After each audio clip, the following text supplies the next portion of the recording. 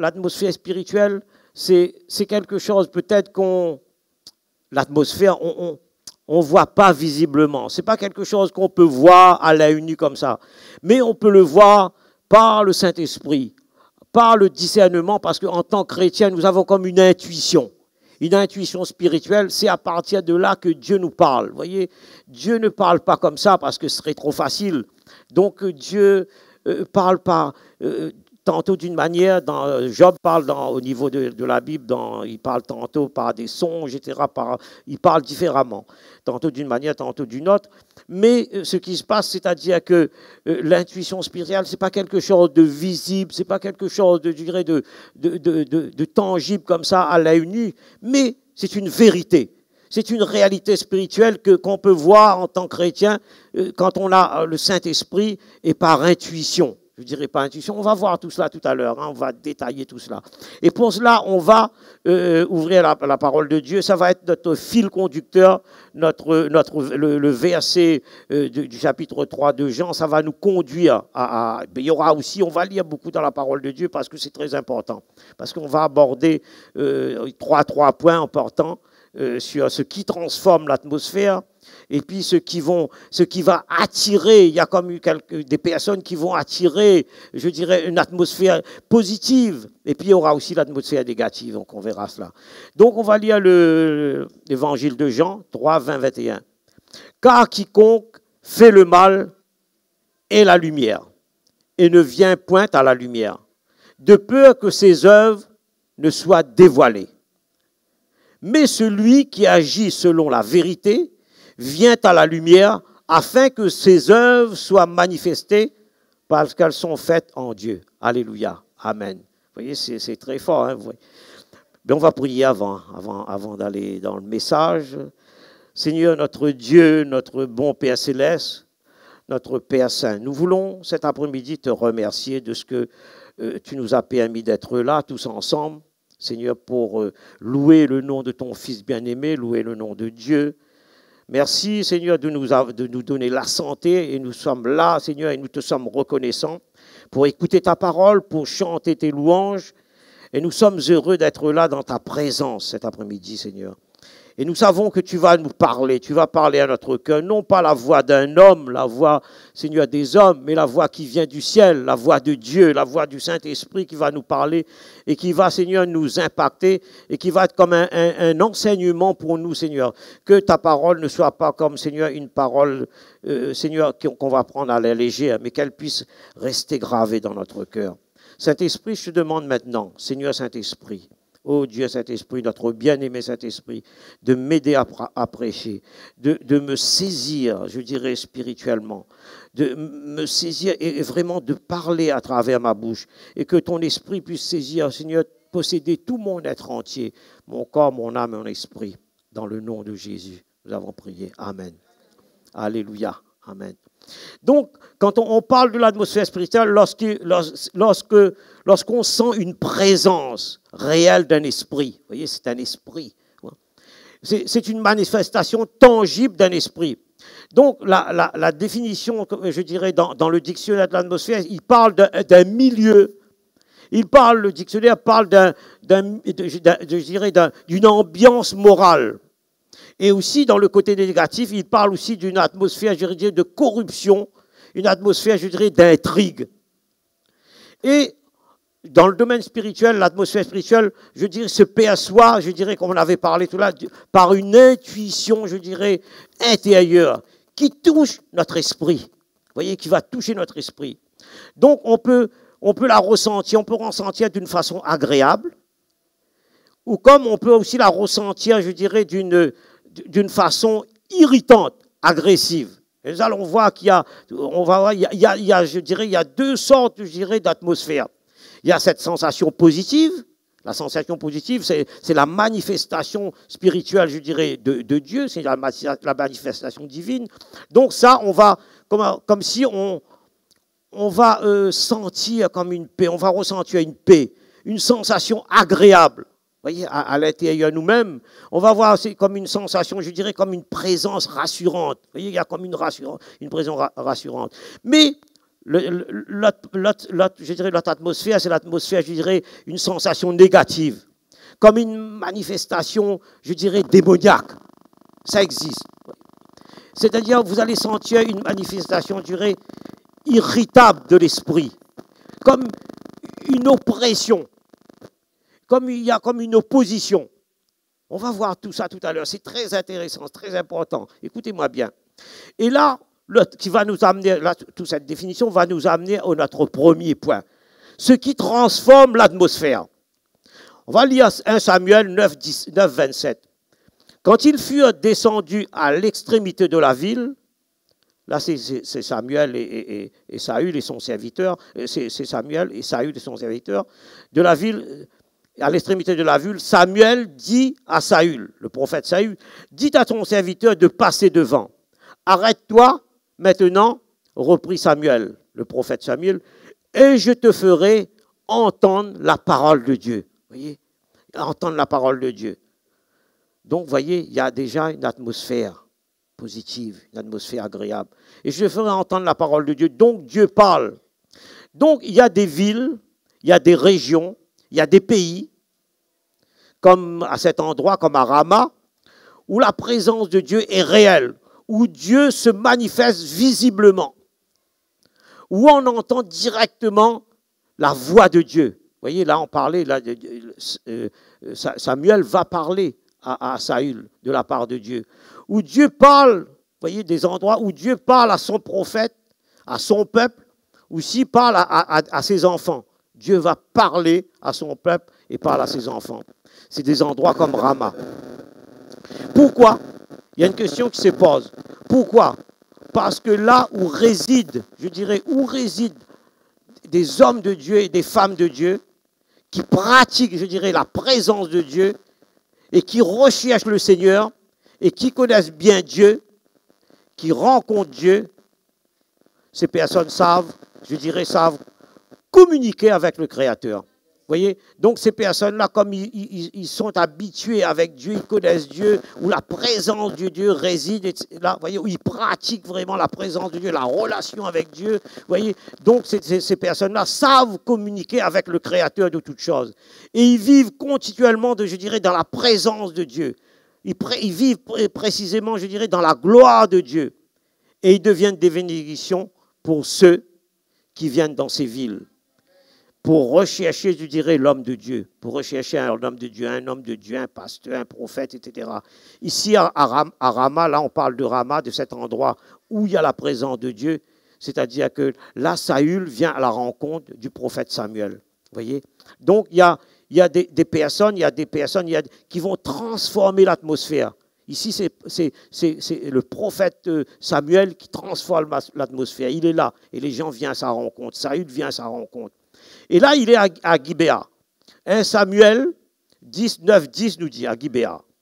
Là, c'est l'accomplissement, vous allez voir. Dès que Saül eut tourné le dos pour se séparer de Samuel, Dieu lui donna un autre cœur. Là, il y a un accomplissement, il y a une transformation. Et ces signes s'accomplirent. Le même jour, lorsqu'il arrivait à Gibéa, cet endroit, voici une troupe de prophètes vint à sa rencontre. L'Esprit de Dieu le saisit et il prophétisa au milieu d'eux. Vous voyez, là, il y a l'atmosphère positive. Voilà. Il y a un endroit où l'atmosphère est agréable, l'atmosphère est bénéfique. Et là, il y a une explication à tout ça, mes amis. Saül a été choisi par Dieu. Saül est ce roi qui va, choisi par Dieu, qui va régner, je dirais, comme roi sur Israël. Donc, comme Saül a été choisi par Dieu, nous aussi, nous régnons en Jésus-Christ. Parce que nous sommes des enfants de Dieu. Nous aussi, on a reçu de la part de Dieu. Donc, en Jésus-Christ, nous régnons. Puisque nous sommes des enfants de Dieu. Par le sacrifice de Jésus à la croix, nous sommes devenus enfants de Dieu. Et nous avons été choisis. Nous avons été appelés. Nous avons été prédestinés. Donc, nous aussi, comme le prophète Samuel, nous avons aussi la présence de Dieu. Nous amenons l'atmosphère spirituelle. Nous possédons cette atmosphère bénéfique, je dirais agréable. Donc, nous avons reçu ça pourquoi? Je dirais par Dieu, pour servir à son royaume. Donc, nous sommes devenus des citoyens du royaume de Dieu. c'est-à-dire avec une culture du ciel, avec une culture du royaume. Vous voyez, quand on devient chrétien, là, ça c'est, je dis, petite parenthèse rapide, c'est pas le thème, mais vous savez, quand on a reçu Dieu, quand on est chrétien, on a une culture du royaume. Vous voyez, toutes ces, je dirais, ces superstitions, toutes ces choses-là doivent plus exister. Tout ça n'existe plus, toutes ces choses-là. Vous voyez, parfois, quand on n'était pas chrétien, il ne faut pas passer sous l'échelle, etc. Il y a le chat qui traverse la rue. Vous avez toutes ces choses comme ça. À cette heure, je connais tout ça. Il ne faut pas s'asseoir sur une table parce que sinon on va maigrir. Enfin, il y a plein de choses comme ça. Il faut à 18 heures, il ne faut pas recevoir, il ne faut plus recevoir. Si quelqu'un vous doit de l'argent, il ne faut pas prendre parce que ça porte malheur. Vous savez, il faut rentrer vous savez, il y a toutes ces choses, ces superstitions. Donc, toutes ces choses comme ça, tous ces rites, toutes ces choses comme ça doit disparaître puisqu'on on est comme la Bible nous dit, on est plusieurs nations, on a plusieurs peuples qui sont réunis, il y a des verts, des bleus, des jaunes, il y a plusieurs couleurs, etc. Donc c'est plus ça c'est-à-dire on a une culture, la culture du royaume de Dieu. Alléluia, c'est plus pas tout ça, c'est fini. On a la culture du ciel et tout est dans la parole de Dieu, tout est dans la Bible. Alléluia, amen. Voyez, donc comme Saül, nous pouvons recevoir toutes ces choses. Nous aussi, nous pouvons recevoir toutes ces choses. Donc, ces mêmes dons, lorsque nous sommes dans un environnement, je dirais, divin, lorsque nous nous trouvons dans cette atmosphère spirituelle qui est bénéfique, qui est agréable, nous pouvons aussi, je dirais, parler comme Saül. Nous pouvons prophétiser parce que nous sommes sous l'onction de Dieu. Nous avons l'onction comme cet homme de Dieu. Vous voyez, nous avons l'onction, donc nous pouvons être comme lui. Donc, si nous lisons le verset 1 Samuel 10, 11, qu'est-ce qu'il nous dit? Tout ce qu'il avait connu auparavant, vient qu'il prophétisait avec les prophètes. Et l'on se disait, l'un à l'autre, dans le peuple, qu'est-il arrivé au fils de Kis? Saül est aussi un prophète. Vous voyez, imaginons que là, vous commencez à prophétiser. Il y a une atmosphère agréable, il y a l'atmosphère du ciel, une fois du royaume. Vous commencez à donner des paroles de connaissance, des paroles prophétiques. Les gens qui arrivent, qui ne connaissent pas. Vous voyez, donc il y a une atmosphère, vous voyez, l'atmosphère qui est là. L'atmosphère, comme dit Saül, ce qu'il possédait comme s'il avait donné à Saül. Samuel a donné à Saül. Vous voyez, toute cette atmosphère était là. C'est pour ça, vous, par exemple, quand vous jouez là, la musique, vous voyez, vous devrez, vous savez, parfois c'est compliqué, c'est pas compliqué, vous voyez. C'est-à-dire que vous sentez ces intuitions, il y a une parole, il y a quelque chose, vous donnez, vous voyez, il y a quelque chose qui vient, un mot, quelque chose comme ça. Et c'est là après qu'il faut enrichir tout autour. Vous avez parfois, mais il faut oser, vous voyez. Saül a été saisi par l'esprit, vous voyez. Donc, il y a une explication à tout ça. L'atmosphère spirituelle va changer radicalement le cœur d'un homme. Là où règne, je dirais, la présence de Dieu, là où règne l'Esprit de Dieu. Vous voyez, Saül est arrivé, Saül. Donc, son cœur a changé. Il a été transformé.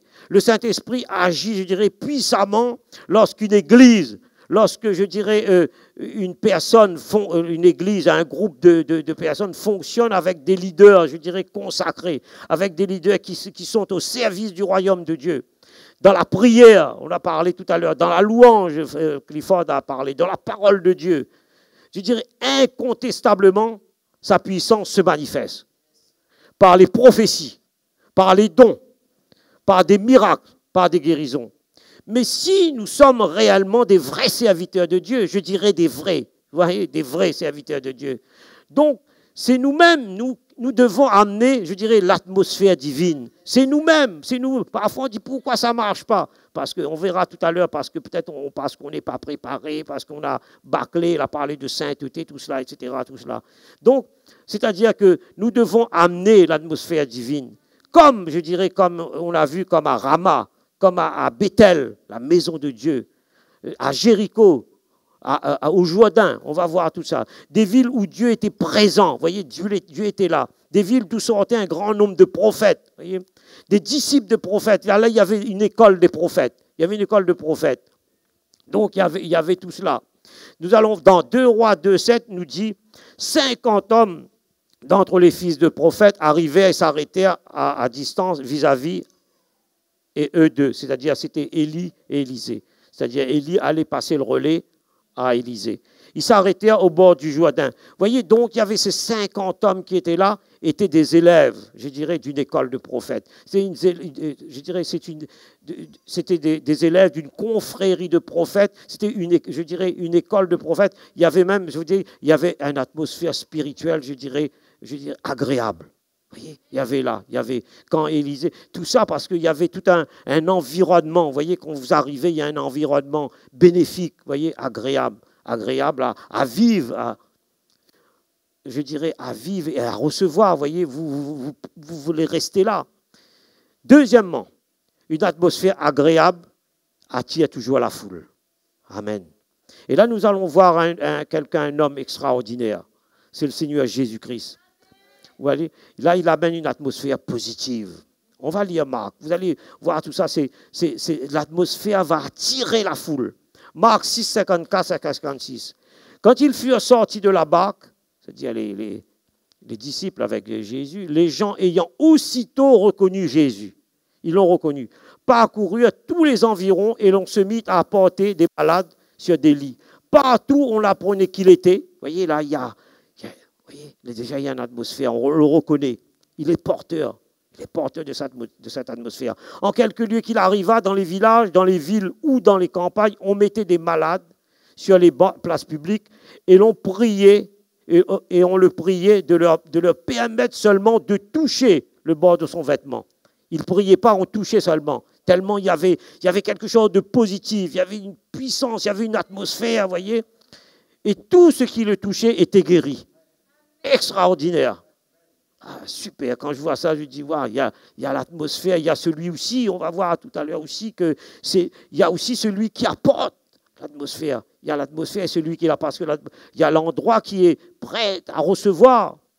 Et lorsque Jésus, le disciple, arrivait, il y a une application à Génézareth. C'est là que Jésus, quand les gens s'approchaient dans Marc 6, là il est à Génézareth. Cette ville, je dirais, marquait le point culminant, je dirais, du ministère de Jésus à Galilée. Et c'est une atmosphère, je dirais, très agréable. Il y avait, je dirais, une ambiance positive, une présence à recevoir des miracles de Dieu. Ce lieu était chargé, c'était un lieu chargé de la puissance surnaturelle visible. Contrairement, je dirais, à Bethsaïda. Jésus voulait passer à Bethsaïda. Vous savez, quand il a commencé, si vous lisez, vous connaissez un petit peu l'évangile, il a marché sur les eaux. Quand il a marché sur l'eau, et là, il y avait, je dirais qu'il ne s'est pas arrêté là à cause de la tempête. À cause de la tempête, il voulait s'y rendre, mais il n'a pas pu. Donc, il est parti à l'heure, il n'est pas rentré dans cette ville. Donc, cette ville, je dirais, c'est la ville de Bethsaïda, et la ville de Chorazin était une ville, je dirais, quelque part, qui repoussait un peu l'atmosphère. Vous voyez ? Ses habitants, je dirais, avaient un cœur, je dirais, de pierre. Ils avaient refusé la repentance.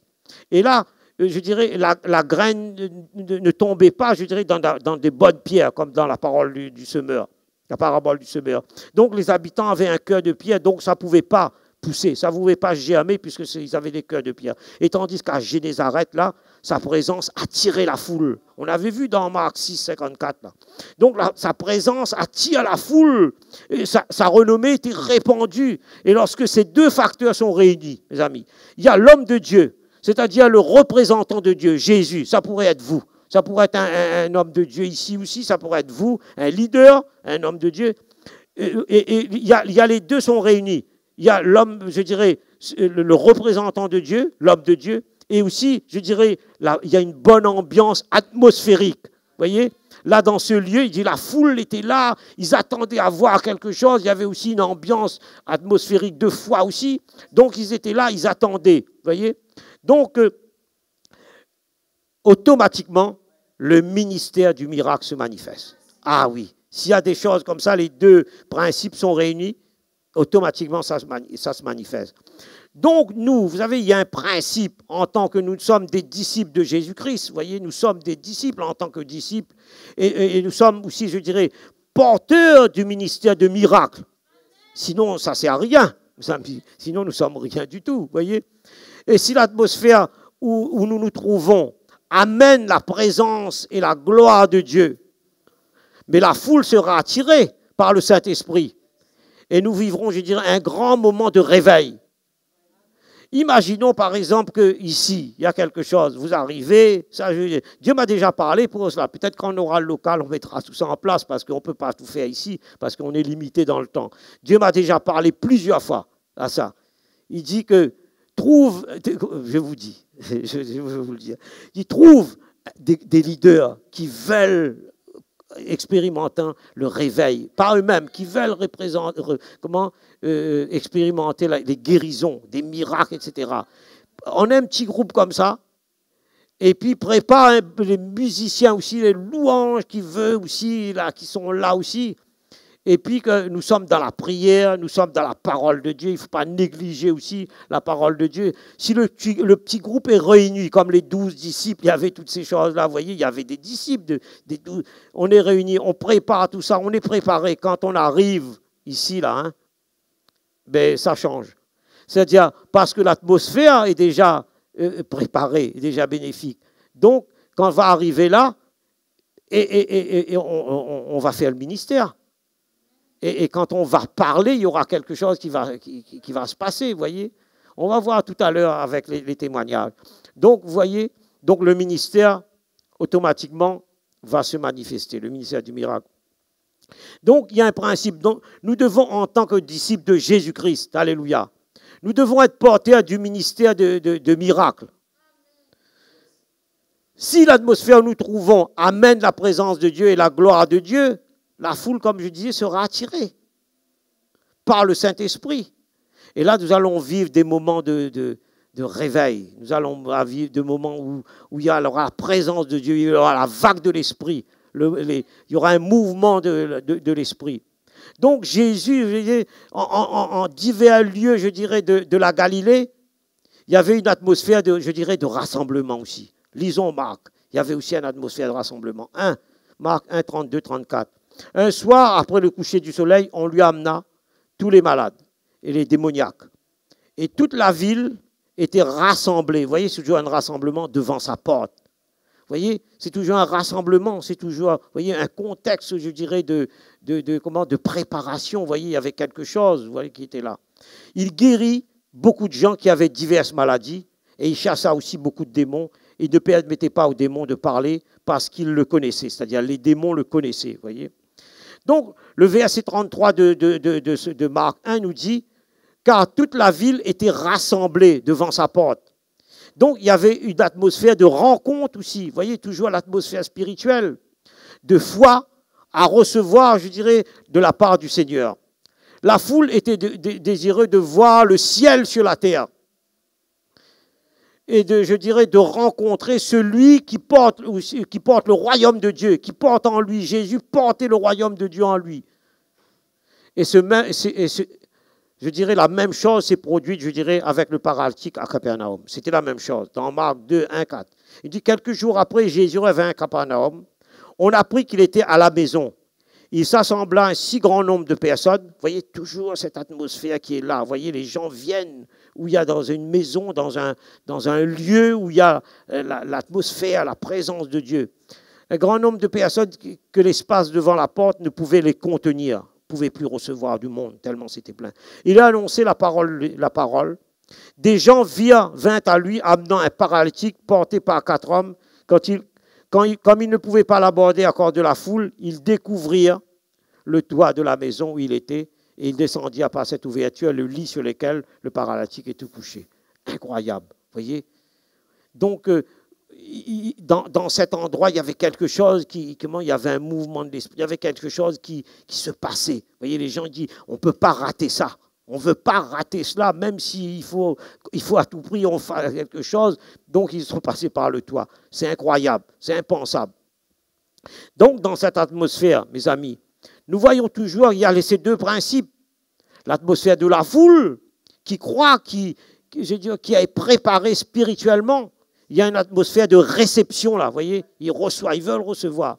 Et c'est lui qui apporte l'atmosphère. C'est lui qui va donner le miracle, celui qui va délivrer le miracle, c'est le Seigneur Jésus. Donc cette maison de rassemblement, cette ville de Galilée était porteuse, je dirais, d'une atmosphère particulière, très positive. La Bible nous dit que Jésus guérissait beaucoup de malades. Il guérissait des gens, beaucoup de gens. Il dit diverses maladies, toutes sortes de maladies. Et il chassait beaucoup de démons. Là, il y avait je dis, vraiment une atmosphère agréable, une atmosphère, je dirais, propice, qui attire la foule, qui attire une grande foule qui venait. Vous savez, un témoignage, nous sommes partis à Birmingham, en Angleterre, avant d'aborder le troisième point, le dernier point. Il y a une chose qui s'est passée. On nous a parlé à Birmingham. J'avais lu ce livre. Vous voyez, on était au niveau, on était chaud. Je priais beaucoup. On priait jusqu'à 6 heures du matin. Parfois, dans la chambre, on priait. On voulait voir quelque chose. Ça, j'ai jamais été comme on priait. On lisait les guérisons. Vous voyez. Mais après, parfois, on relâche un peu. Hein. Ça, c'est pas bon aussi. Vous voyez. Quand on a vu Dieu guérir, ça, on relâche. Dieu n'a parlé aussi cette semaine. Parfois, on relâche, on prie. Puis on priait en famille, on priait tout ça. Vous voyez, on a relâché quand on relâche. Mais là, on voulait voir ce miracle. On dit, mais comment ces gars-là, ils font ça? Pourquoi nous, non? Vous voyez, je me dis, pourquoi on ne fait pas ça, nous? Pourquoi on ne fait pas de miracle? Mais on a prié. J'ai eu ce livre-là. J'étais à acheter le livre avec le pasteur, là, le pasteur Clark, le grand un homme de Dieu. Je me suis dit, je vais aller voir cet homme. Peut-être comme ça, vous voyez, je dis, j'avais à cœur de voir cet homme. Je dis, peut-être s'il m'impose les mains, je vais avoir l'onction comme lui. Vous voyez. Après, je dis, il faut que je le voie. Après, j'ai entendu qu'il était en Hollande, du côté de là-bas. Et puis, je dis, ben, j'ai raté. J'ai dit, je voulais aller en voiture ou en train. J'ai raté en Hollande. Je ne suis pas parti. Je dis, waouh! Et j'ai vu celui qui fait de la louange, parfois il joue, vous connaissez certainement, Evaristo. Il était là-bas, il a envoyé le feu, etc., etc. Je dis, ah là là, j'ai raté. J'appelle Laurent, je dis, ah, j'ai fait une bêtise. Je dis, je veux voir cet homme. J'ai prié pour voir cet homme, je n'ai pas vu cet homme, etc. Et là, il me dit, non, t'inquiète pas. Il me donne comme si un espoir. Je dis, ah bon? Il dit, il passe en Angleterre. Après, je dis, ben, lui, c'est des grands pasteurs, des grands hommes de Dieu. Je dis, il va pas faire attention à un petit gars comme moi, vous voyez. Il ne connaît même pas rien. Je dis, je ne connais pas, tu vois. Je dis, il va me prier pour moi. Je dis, oh, après tout, comment je dis, je ne vais pas. Il me dit, si, en Angleterre, on va y aller. On a fait un petit groupe de leaders, nous sommes partis en Angleterre. Là, on était chaud. Je dis, s'il peut m'imposer les mains, je sais que, comme la dame qui disait que si je touchais le bord de son vêtement, je dis, je sais, je recevoir l'onction. Vous voyez. Et après, on est parti. Vous savez, quand on est arrivé à Birmingham, je vous raconte cette affaire-là, puisque j'ai expérimenté moi-même. Vous voyez, avant, je suis un peu comme ça, hein, j'aime bien des trucs concrets. Et là, il y avait plein de monde. Après, il y avait une sœur qui, son père était pasteur, etc. Elle est, je crois, anglaise ou américaine. Elle parle bien français. C'est elle qui traduisait pour nous. Elle ne savait même pas si elle était là. Il dit un petit groupe de Français qui, au fond, etc., qui ont expérimenté. Elle avait fait un petit mot à donner le pasteur Clark. Il dit oui, c'est lui, un petit groupe qui ont expérimenté la même chose, un peu la l'onction, tout ça. Ils sont là, ils veulent aussi être bénis. Et puis il dit, ben, après la réunion, il y avait plein de monde, c'était plein, la foule. Il dit, ben, on veut voir ce groupe de Français qui sont là. Ah, je dis, ben, c'est bien là. Je dis, vous voyez, il dit, ah, ça va, j'ai dit, Dieu va répondre à ma prière. Vous savez, quand je suis arrivé, après, il y avait tellement de monde. Et puis, il dit, venez, et Cédric, tout était là, tout, Florian. Il dit, ben, et puis, on nous a... Je dis, je ne pourrai jamais arriver là-bas, il y a trop de monde devant comme ça. Et puis après, je dis, ah non, après tout, c'est pas grave, peut-être je peux recevoir des... Il dit, non, il faut venir à tout prix pour poser les mains. Mais on ne pouvait pas passer, les gens voulaient aussi recevoir l'onction. Et finalement, j'ai pu avoir une petite place. Et vous savez, après, il y a une chose qui se passe, il dit, on vous interdit de prier. Ils avaient une équipe de prière spéciale, vous voyez. On pouvait pas prier. Même les grands pasteurs ne pouvaient pas prier. C'est eux qui priaient. Vous savez, je suis arrivé comme ça, il y avait comme une démarcation.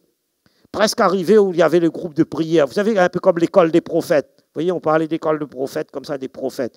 Quand je suis arrivé où il y avait démarcation, vous savez, comme si je recevais des décharges électriques. Ça commençait à me secouer, etc. Je dis, mais c'est quoi ça? Là, ils priaient. Je dis, peut-être c'est dans ma tête. Vous voyez, parfois, on dit, peut-être c'est dans la tête, etc. C'est l'émotion. J'ai refait marche arrière comme ça. Il n'y a plus rien. Vous voyez, je dis c'est bizarre. J'avance la ligne comme ça, ça recommence. Ça se couche. Je dis, mais là, il y a quelque chose là. Vous voyez, je ne sais pas comment ça s'est passé. La foule nous a poussés, etc. Je ne voulais plus y aller parce qu'il y a trop de monde. Je suis arrivé devant le pasteur Clark. Pasteur Randy Clark, qui est arrivé. Il dit, ah, vous les Français, il a vu Laurent. Moi, il dit, le fils et le père, venez. Il a fait comme ça. J'ai dit, vous recevez l'onction. On est parti comme une plume. On a reçu. Et quand on est revenu, après là, ben on n'était plus pareil. Hein. Mes amis, on avait reçu, l'atmosphère était là. J'ai jamais vu de guérison comme ça. Des paralytiques marchaient, il y avait tout. Jamais vu ça. Quand on est arrivé, quand on commençait à prier, c'était pareil. Vous voyez, j'ai dit, ah, c'est bon ça, vous voyez. Donc il y a l'atmosphère, mes amis. Vous parlez d'atmosphère, l'atmosphère spirituelle. Donc ça existe. Il y a des pays, il y a des gens qui voyagent pour aller rencontrer un homme de Dieu parce que dans leur église, dans la ville, il y a quelque chose qui se passe. Que ce soit, je dirais, dans des pays, parfois en Afrique, il y avait le prophète Tibi Joshua, etc. Il y avait des grands pasteurs. Je peux connaître, il y a pasteur Chris, pasteur Brother York, c'est un Coréen. Vous voyez, il y a Andrés Bissoni. Vous voyez, il y a l'onction. Je vous dis, parce que ces gars-là, si ils vous imposent les mains, vous recevez. Si maintenant, il faut avoir un cœur vraiment qui veut recevoir. Vous voyez, c'est-à-dire, il y a la présence de Dieu, il y a l'homme de Dieu qui donne, et aussi à l'atmosphère. Pourquoi? Comme Jésus, exactement pareil. Vous voyez, certains disent, non, mais seulement il faut partir avec un bon cœur, pour pouvoir aussi, sont pas pour nous-mêmes, mais pour faire le ministère, et il ne faut pas y aller comme ça, il y a une préparation, vous voyez. Donc tout ça, c'est réel, l'atmosphère spirituelle. Troisièmement, nous allons voir, malheureusement, il y a des territoires où règne une atmosphère irritante. Ah oui, malheureusement. Là, Jésus est à Nazareth. Marc 6, 3, 5. Là, c'est une atmosphère négative, c'est une atmosphère d'incrédulité. N'est-ce pas le charpentier, le fils de Marie, le frère de Jacques et de Jos, de Jude et de Simon? Et ses sœurs ne sont-elles pas ici parmi nous? Et il était pour eux une occasion de chute. Vous voyez, là, on voit toujours, là, c'est plus pareil, là. Hein. Les gens ne viennent plus pour recevoir. Il y a pas, vous voyez, ce n'est pas une ambiance agréable. Mais Jésus lui a dit, un prophète n'est méprisé que dans sa patrie. Vous voyez, il est rejeté. Parmi ses parents et de sa maison. Il ne put faire là aucun miracle. Vous voyez, si ce n'est qu'il imposa les mains à quelques malades, très peu, et il les guérit. Vous voyez pourquoi? Parce que, vous voyez, là, dans cet endroit-là, c'est-à-dire, il y avait une atmosphère négative. Vous voyez, les gens, on veut voir, ils le méprisaient. Vous voyez, ils méprisent celui qui donne le miracle, le Fils de Dieu, le Roi des rois. Vous voyez, donc, et puis, il y avait tout un contexte. Et même, moi, je crois aussi que Jésus, là-dessus, je suis convaincu. Je me suis posé plusieurs fois cette question quand je lis ce texte-là. Jésus a dit non, je ne m'embarrasse pas avec tous ces gars comme ça. Il n'a pas voulu faire non plus. Jésus a dit oui, il choisissait parce qu'il dit certaines personnes, peut-être ceux qui veulent recevoir, mais les autres, il n'a pas. Non, il n'a pas été vers ceux qui le rejetaient. Donc, contrairement, je dirais, à cette atmosphère qui est agréable, une atmosphère qui attire la foule, donc, on a vu qu'on a vu dans le deuxième point, on a vu depuis le premier deuxième point. Ici, dans ces versets, nous assistons, je veux dire, à une atmosphère qui refuse, même celui, je dirais, qui porte le miracle, qui porte et qui apporte le miracle. Donc, le climat, je dirais, spirituel de Nazareth, je dirais, est porteur, je dirais, d'incrédulité. Il y a une atmosphère, je dirais, qui repoussante, voyez, qui repousse. Répulsive. Il y a une atmosphère qui refuse, qui rejette le Fils de Dieu, le Seigneur du monde, vous voyez, le Sauveur du monde, celui qui sauve toute l'humanité entière. Donc, la population, je dirais, elle est devenue méprisable envers le roi du ciel. Là, il commence à dire, n'est-ce pas le fils du charpentier? N'est-ce pas le charpentier? Comme s'il était, c'était un sous-métier. Vous voyez, c'était quelque chose de, je dirais, désagréable, de mauvais d'être un charpentier. Est-ce pas le charpentier, etc. Est-ce qu'un charpentier peut-il être un prophète? Est-ce que le fils de, par exemple, il y a le frère David, par exemple, si Dieu l'appelle, le jeune frère David, mais on le connaît, le petit David, là. Il a pris ça. Est-ce que lui, c'est un prophète, ou bien lui, c'est un serviteur de Dieu, un homme de Dieu? Il prêche l'évangile? Non. Vous voyez, je suis en train de prophétiser sur lui. Alléluia. Est-ce que le jeune David, il va prêcher l'évangile? C'est un évangéliste? Ben, on le connaît, il traîne dans les quartiers, là, il balade, on le voit tout le temps avec ses potes. Je dis, il n'est pas. Non, vous voyez, c'est méprisant. Vous voyez, c'est quelque chose de méprisant. Vous voyez. Donc, quel miracle, quelle guérison il peut faire? Vous voyez? Mais il y avait même un homme de Dieu, je me rappelle, dans le village, il dit, c'est lui, comment il dit, c'est lui qui est pasteur, il guérit quoi, lui, dans le village où on habitait. Vous voyez, je sais que le pasteur que je connais dit, il dit quoi, lui? Il dit, on l'a vu grandir là, il était en short, et en caleçon, on le voit. Il dit, non, il ne peut pas être quelqu'un qui prie pour les malades, qui guérit, mais c'est la même chose. La Bible nous dit qu'il ne peut faire aucun miracle, qu'il a été méprisé, il a été rejeté, vous voyez, comme un malpropre. Alors c'est le Fils de Dieu, le Seigneur, c'est le Dieu Tout-Puissant, mes amis. Alléluia.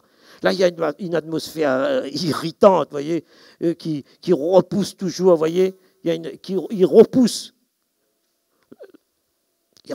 la présence de Dieu, de sa manifestation. Donc, Dieu ne veut pas ce climat comme ça. Dieu ne veut pas un climat, je dirais, un climat religieux, hostile, méprisant comme ça. Et si nous voyons... On va peut-être appeler, non, on a le temps, l'équipe de musiciens. On va voir Paul en Asie mineure. Paul qui est en Asie mineure. Là, il y a une atmosphère aussi habitée, je dirais, par des puissances des ténèbres, mes amis. Si vous le regardez, Paul, il est à Athènes. Et là, en Asie mineure, Athènes, acte 17, 22 à 23. Paul, debout au milieu de l'aréopage, dit « Homme athénien, je vous trouve à tous égards extrêmement religieux. Car en parcourant votre ville et en considérant les objets, vous voyez, il doit y avoir des statues, des babioles, vous avez des choses comme ça, vous voyez, des objets de votre dévotion. J'ai même découvert un autel. Là, ils ont bâti un autel, vous voyez, avec cette inscription « Un Dieu inconnu ». Vous voyez, ce que vous révérez. Vous voyez, ils étaient en admiration, ils adoraient ce Dieu. Sans le connaître, c'est ce que je vous annonce. Vous voyez, c'est ce que vous annoncez, ce Dieu inconnu. Ce n'est pas ces idoles, ce n'est pas ces autels que vous fabriquez. Lorsque Paul arrive à Athènes, il découvre que dans cette ville, mes amis, dans cette ville, que les Athéniens ont eu une vénération. Je dirais, particulière, je dirais, pour ce Dieu inconnu. C'est-à-dire, dans leur imaginaire collectif, vous voyez, ils imaginent un Dieu. Ils avaient même, quand la Bible nous dit qu'ils ont érigé un autel. Ils ont fait comme un temple, vous voyez, pour adorer à ce Dieu inconnu. Donc, ils ont une grande admiration pour des objets étranges, bizarres. Ils ont une grande fascination, je dirais, pour la religion en général. Au verset 24, ou si on regarde 27, vous allez lire ça à la maison, Paul lui a dit que ce Dieu que vous cherchez, mes amis, n'habite pas dans des temples. Ce ne sont pas des statues, ce ne sont pas des idoles que vous fabriquez, que les hommes fabriquent avec de la chaux, avec de la pierre, avec du fer, non, avec de l'or ou même de l'argent. Le vrai Dieu, c'est le Seigneur du ciel et de la terre, c'est le Seigneur Jésus-Christ, celui, Seigneur, qui guérit, qui sauve, qui délivre des puissances démoniaques et qui transforme les vies, alléluia. C'est le ciel de la terre, le créateur de toutes choses, puis il n'y a pas d'autre Dieu. Tout ça, ce sont que des statues, ce sont que des démons. D'ailleurs, la Bible, Paul dit, par exemple, si vous allez fabriquer, vous allez adorer, par exemple, des bibelots, des statues, n'importe quelle statue, vous savez, même dans du béton, les démons vont aller là-dedans. Et parfois, on ne sait pas, les démons vont aller dans ces trucs comme ça, et c'est là que vous allez recevoir des attaques de l'adversaire. C'est vrai parce qu'il y a des démons qui viennent là, voyez. Vous savez, tout ça, c'est un environnement cosmique, je dirais, où il y a les deux mondes s'affrontent. Le monde divin et le monde ténébreux. Vous voyez, il y a deux mondes qui s'affrontent. Vous voyez, c'est réel. Donc, vous voyez, Paul dit, c'est lui qui donne l'air et la respiration. Alléluia. Vous voyez, ce Dieu qui crée toutes choses, il est le créateur. Donc, ici, je dis qu'ils avaient construit cet autel de ce Dieu inconnu. Et ce Dieu inconnu, je veux dire, c'est tout ce Dieu inconnu, cet autel, enfin, tous ces bibelots, tous ces gadgets-là, va obligatoire amener dans ce lieu, dans l'environnement, dans la ville, je dirais des manifestations, des maléfiques, démoniaques, et dans la région va être habitée par tous ces esprits mauvais. Vous savez, parfois, on a tendance à prier. Vous voyez, c'est bien, hein? On prie, on dit, oh Seigneur, emmène des âmes, etc. Mais est-ce que dans l'endroit où il y a tous ces hôtels, est-ce qu'on a commencé à prier pour que tout soit démoli, spirituellement, je parle, hein? Est-ce que tout soit confondu, vous voyez? Quand l'Esprit de Dieu arrive là, il confonde tout cela. Et ça confond tout ça, tous ces idoles. Et c'est à ce moment-là qu'on commence à prier pour que le réveil arrive, pour que les gens viennent. Parce que si on n'a pas fait cela, tout ça est chargé. Et ça est plus fort parce que nous, on est faibles. Parce qu'on n'est pas à la hauteur, on n'est pas armé spirituellement.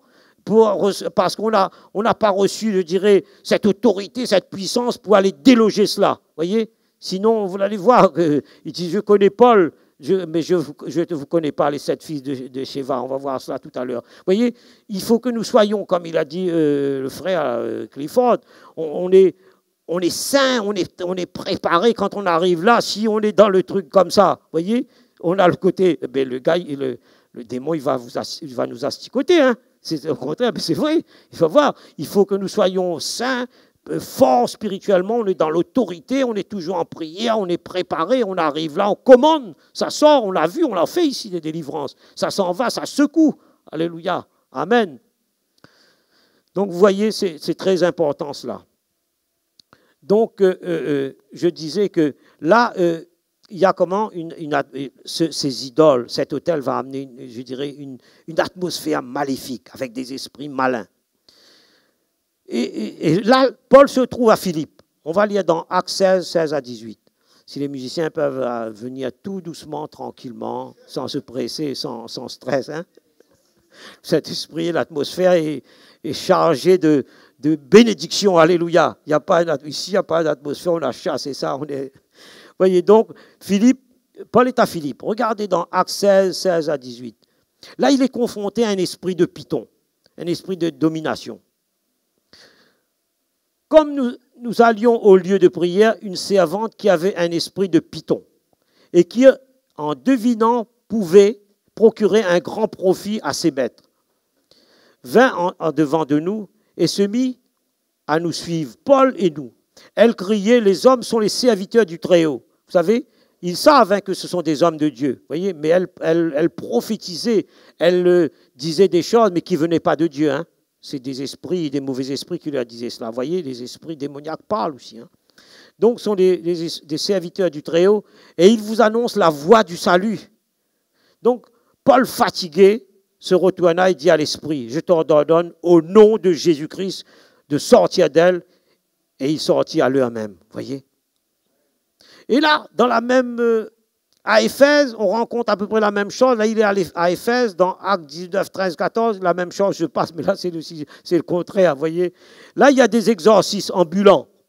Des Juifs, ce sont des fils des souverains sacrificateurs, vous voyez, des fils des religieux, des fils de Sheva qui pratiquent la magie, vous voyez. Quelques exorcistes juifs ambulants essayaient d'évoquer sur ceux qui avaient des esprits malins, vous voyez. Eux-mêmes, ils sont dans le... Vous voyez, ils vont aller pratiquer ça, ils sont un peu religieux. Et le nom du Seigneur Jésus, en disant, je vous conjure par Jésus que Paul prêche, ce qui faisait, cela était cette fille de Sheva, juif, l'un des principaux sacrificateurs. Donc, ça n'a pas fonctionné. Enfin, vous allez lire à la maison, on ne peut pas tout lire. Et là, ils ont reçu une correction de la part de ces démons.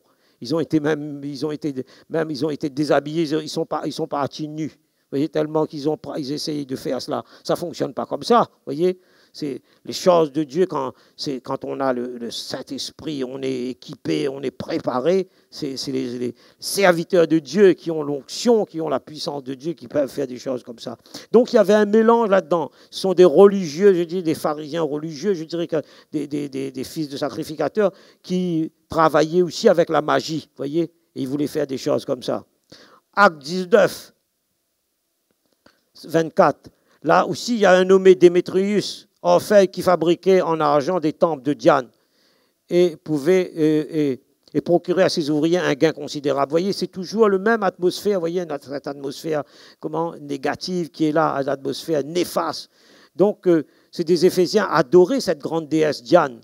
C'était leur Dieu, leur déesse était leur Dieu. Donc, dans toute l'Asie mineure, vous voyez, régnait, vous voyez, une atmosphère, je dirais, agressive, une atmosphère, je dirais, irritante qui était là. Il y avait des hôtels sataniques partout. Des villes étaient chargées de confusion, de désordre. Vous voyez, là-dedans, il y a toutes sortes de désordres. Donc, c'était une ambiance malsaine, vous voyez, qui était provoqué par toutes ces choses-là. Vous avez vu par la magie, il y avait la sorcellerie, il y avait la divination, il y avait toutes sortes, il y avait même des livres de magie, il y en a qui pratiquaient. Alors à un moment donné, il y a certains qui ont brûlé le livre de magie. Vous voyez? Donc, ce que je voulais vous dire à travers cette atmosphère, il y a l'atmosphère, je dirais, positive, l'atmosphère agréable, qui amène la paix de Dieu, qui amène, je dirais, la présence de Dieu, la gloire de Dieu. Il y a cette atmosphère qui est une atmosphère irritante, négative, qui va amener, je dirais, qui va nous amener dans le chaos, vous voyez. Et ça, je l'ai expérimenté. Dernièrement, j'ai été visiter une famille, un couple, etc. Nous sommes arrivés, pourtant c'était un endroit assez bien quand on regardait dans un où il y avait des zones pavillées, etc. Mais je ne sais pas pourquoi, mais après, à la fin, j'ai remarqué, vous voyez, parfois dans certains endroits, je ne sais pas si vous avez remarqué, il y a quelque chose qui ne va pas, qui est irritante, vous voyez. On va conclure après, je suis un témoignage. Et puis avec Françoise, avec ma femme, on dit, mais il y a quelque chose, mais il y a quelque chose il y a une atmosphère, un esprit, je dirais, de tristesse, de mélancolie, il y a tout ça dans cette... Il y a quelque chose. Et pourtant, c'était calme. Mais vous avez parfois, il y a des hôtels, vous voyez, il y a des choses qui est là, c'est-à-dire l'atmosphère est chargée. Mais ça, si vous avez cette intuition spirituelle, si vous avez du discernement, vous pouvez, même Laurent, parfois on parle, on dit on passe tel endroit, on vient d'Orly, on dit ah mais ça, c'est tel endroit, l'avion, ah il y a quelque chose, vous voyez. Donc parce que ça, on peut le percevoir, c'est-à-dire c'est par intuition, on va percevoir. D'apparence comme ça, on croit que ça. On était au Canada avec... il y avait Laurent est parti à une conférence avec, il y avait Patrick. Patrick, il me dit, ah, Jean, t'as remarqué, c'est un homme de prière. Patrick, c'est quelqu'un de ses joies. On priait tout le temps, parler de Dieu, tout le temps, à chaque fois. Parfois, nos épouses étaient obligées de nous faire sortir parce qu'on parlait que ça, il était dehors. Donc, il nous mettait dehors parce qu'on était tout le temps. Il parlait des bouquins. Tu as vu tel bouquin? Comment tu vois ça comme ça? Comment tu vois ce verset? Mais alors, on était au Canada, il me dit, ah, il y a quelque chose qui ne va pas là. Je dis, ben, c'est bien agréable tout ça. Je dis, quand on est au café chrétien à côté, puisqu'on allait prendre le chocolat au café chrétien, c'est bien. Mais là, quand on est dans cet endroit, il dit, ça ne va pas. Je dis, pourquoi? Il dit, je ne sais pas, il y a quelque chose. Je dis, ben, on va peut-être le découvrir. Lui, il était aussi sensible à cela. Donc, et quand on arrive, lui, il avait touché à la drogue beaucoup, il était là-dedans. Il dit, voilà. Quand il arrive, il dit, voilà, on est arrivé un petit peu en ville. Là, on voit des jeunes, complètement, je dirais, avec des complètement alcoolisés. Ils avaient peut-être été drogués avec des tonneaux de bière comme ça. Il n'y avait que ça. Il dit, mais je t'avais dit, il y a un truc qui ne va pas dans cette atmosphère, dans le coin là, tout ça. Presque tout l'environnement. Donc, après, on est parti en ville, aussi, il y avait des corruptions, aussi, la corruption immorale, enfin, ça aussi, il dit, il y a quelque chose. Quelque temps après, on remarque, ah, mais vous voyez, donc c'est une intuition. Ça existe réellement, tout cela, mes amis. Ça existe réellement, tout cela. Donc, pour conclure, on va conclure. Mes amis, c'est nous, les serviteurs de Dieu, les leaders de Dieu, les leaders de l'Église. C'est nous qui changeons l'atmosphère. Nous sommes porteurs, nous devons être porteurs de l'atmosphère. Quand nous arrivons, il faut qu'on bouscule tout cela. Tu vois? Jésus a dit dans Jean 14, 12 que nous ferons des œuvres qu'il a faites. Et nous ferons encore des œuvres plus grandes. Mais une question se pose. Pourquoi, concrètement, on n'arrive pas à faire ce que Jésus fait? Il y a un problème, il faut qu'on trouve ça. Il y a quelque chose, il a dit cela. Et pourquoi ça ne se passe pas comme ça? Vous voyez, quand on arrive comme ça, par exemple, quand aux États-Unis, quand la sœur Kuhlman arrivait, les gens qui n'étaient pas croyants, il y avait même des hommes politiques qui venaient là, ils cherchaient leur guérison. Il y avait même aussi des journalistes qui étaient là, ils venaient par curiosité pour faire un mauvais rapport. Eux-mêmes, ils étaient ici. Il y a les anges qui sont là, vous voyez, ils disent, c'est pas nous, ils disent, peut-être c'est une impression, mais non. Ils voyaient même comme des anges, ils voyaient des choses, des lumières. Parfois, il y avait comme un vent, alors la porte était fermée. Vous voyez, les gens elle n'avait même pas encore prié, elle ne priait pas, les gens étaient guéris. Pourquoi? Pourquoi cela? Parce qu'ils étaient préparés. Imaginons, je dis, imaginons, enfin, vous pourriez le faire aussi, nous pourrions le faire, que nous sommes préparés. Le samedi, nous avons prié. Le matin, on se réveille, puisque l'après-midi, on a prié, on est préparé, on a lu la parole de Dieu, on est là-dedans, etc. Nous arrivons comme si nous sommes chargés de l'onction, de la puissance. Les musiciens aussi connaissent, ils ont prié, ils prophétisent, ils sont là-dedans aussi. Quand ils arrivent comme ça, quand les gens rentrent, mais quand on rentre, on dit « wow ». On était triste, on a été un peu oppressé, on était comme ça. On a l'impression que tout part. Vous voyez? Ça peut se faire, ça. Mais ça dépend de nous. C'est nous qui changeons l'atmosphère. C'est nous qui provoquons cela. C'est pour cela qu'il y a un secret, ça. Mais comme il y a un prix à payer, vous voyez? Il faut se préparer, il faut prier, il faut étudier, il faut tout cela. Donc, vous voyez, Jésus a dit, on fera ça d'une question. Ce que je dis dans ce verset, peut-être que notre vie spirituelle, oui, n'est pas alignée sur celle de Jésus. Nous ne reflétons pas et réellement, je dirais, ce modèle d'exemplarité, à savoir le prix à payer. Il y a la consécration, il y a le service, il y a la prière, il y a l'enseignement, l'obéissance, il y a l'amour avant tout, il y a l'amour, voilà, pour recevoir l'onction. Mais si tout ça se réunit, tout ça, etc., vous savez, mais quand nous relâchons là, ça ne va pas. Moi, je sais que j'avais relâché là. Donc, il faut repartir là. Hein. Il faut repartir. Peut-être Dieu me parle aussi, vous voyez, si on veut voir cela, vous voyez. Donc, on peut amener des foules, vous voyez, plein de les gens, ça remplit. Mais s'il n'y a rien, mes amis, vous voyez, parce que si on prêche tout ça, vous voyez, on dit ceci, cela, on prie, etc. Nous sommes que des beaux parleurs, vous voyez. Nous sommes que des beaux parleurs. Ça ne fonctionne pas. Ça, c'est que du blabla thérapie, vous voyez. Il faut que ça arrive. Vous voyez, je suis en train de pas m'encourager, mais me remettre en question. Vous voyez, il faut que c'est visible, il faut que c'est crédible, il faut que ça se voit. Il n'y a rien. Il faut que ça se passe. Il y a des guérisons. Il dit les boiteux marchent, les trucs. Est-ce que c'est... Enfin. Donc, on a fini là. Jésus a dit, nous sommes la lumière du monde. Parfois, on croit la lumière du monde, c'est-à-dire qu'il faut une lumière qui brille. Non, c'est pas ça, Jésus voulait dire. Je me suis posé la question. Ça vient du bien, c'est-à-dire on peut mettre un hôtel ou un grand bâtiment sur une hauteur dans le 13e, vous voyez, qui touche le ciel. Ça va briller, il y aura plein de lumière, ça va ça va clignoter comme la tour Eiffel, etc. Vous voyez? Mais s'il n'y a rien, si ça ne se passe rien, c'est pas ça. Jésus dit, est-ce que notre vie reflète réellement la lumière de Jésus? Vous voyez? Est-ce que brille-t-on dans ce monde, vous voyez, par notre attitude? Le monde voit-il la différence entre ce qui est divin et ce qui est le monde séculier? Vous voyez, il dit, ah, ce gars-là, il a quelque chose quand il passe. Catherine Kuhlman, quand elle passe, ou même d'autres personnes, ou s'il y avait des grands hommes de Dieu, il dit, quand il passe dans un sous-sol d'un restaurant, etc., il dit, les gens s'arrêtaient, il dit, ah, il y a quelque chose, il y a Dieu, cette dame, il y a quelque chose qui se passe. Il y avait Finet qui passait là, Finet qui entrait comme ça dans un atelier. Les gens ont commencé à pleurer. Pourquoi? Parce qu'ils se sentaient sales. Ils demandaient la prière pour qu'ils soient sauvés. Pour qu'elle soit sauvée. Pourquoi? Parce qu'ils étaient porteurs de la puissance, de la présence de Dieu. Vous voyez, la sanctification, il parlait Clifford, ça dérange, vous voyez, parce que les gens se sentaient parfois sales, parce que comme lui, il est saint, vous voyez, la présence de Dieu. D'ailleurs, quand on voit le prophète Ésaïe dit, oui, quand il dit que j'habite au milieu d'un peuple impur, mes lèvres sont impures, il dit, j'ai vu la gloire de Dieu, j'ai vu la sainteté de Dieu, vous voyez, c'est cela. Quand on arrive là, on est porteur tout cela dans notre travail, il y a quelque chose, ce gars-là, quand il est là, il n'y a pas de problème, il n'y a pas de gag, il y a quelque chose qui se passe, les gens qui se disputent, ça se calme, il arrive, il parle, ça, tout ça. Vous voyez, parce que nous sommes porteurs de l'onction, de l'atmosphère spirituelle, alléluia, amen. Donc lorsque nous sommes dans une ville, lorsque dans un lieu, dans une région, notre puissance notre présence doit absolument changer l'atmosphère. Vous voyez, l'atmosphère néfaste. Notre passage doit briser tous les autels sataniques. Au nom de Jésus-Christ, nous brisons cela. Alléluia, amen. Que le nom du Seigneur soit béni, que Dieu vous bénisse, mes amis. Amen. Alléluia.